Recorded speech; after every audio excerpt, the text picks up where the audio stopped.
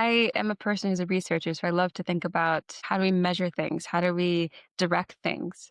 So for you, what signals to you that you're actually working your way in the direction you want to go? I think it's seeing my students, my former students, seeing what they are, or they are out there when they graduate. I'm very proud of that. That's something that inspired me, makes me very happy. I see the way they think, I see the way they view the world, I see what they're doing, and I'm like, maybe that's a mark of success. My goal as a researcher has always been not just doing the work myself, because it can be very lonely, because very often I've always looked my work as a anti-racism researcher as a one human being pushing the elephant, trying to push the elephant out.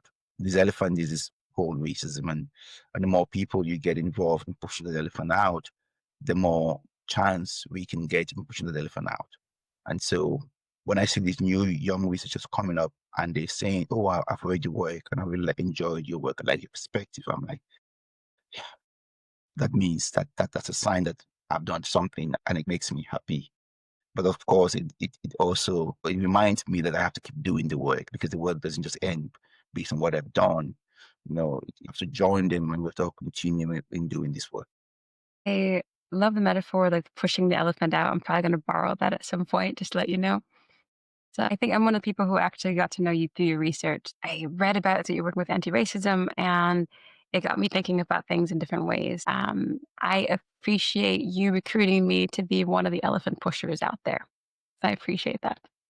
Thank you. And about the elephant, you see, the whole metaphor goes like this: that sometimes as anti-racism researchers, the elephant in the room is racism, and we get to push these elephants.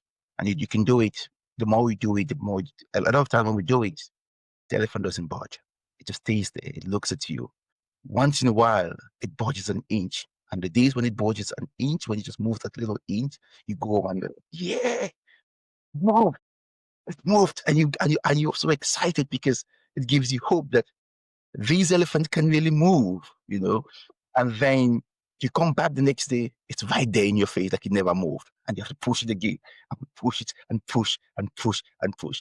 And then you realize that it takes maybe a while before it moves again. You're like, oh, but whenever it moves, the joy that you have that it moved, it makes the whole anti-racism work worth it. It makes your whole struggle. You feel like you feel fulfilled. You feel like finally it did move. And the more people you get involved into this whole pushing of this elephant, if when you did push alone, let's just say it takes a week for it to budge. When other people come in, it may take 3 days for it to budge. And the more people come in, it may take one day. It may budge after every single day. I'm not saying that we're gonna push it completely out of the room, because it's still the room has four walls that keeps it in. But our job is to try to force it out of the door. The door is too small, but our job is to just keep pushing and pushing and pushing, pull it.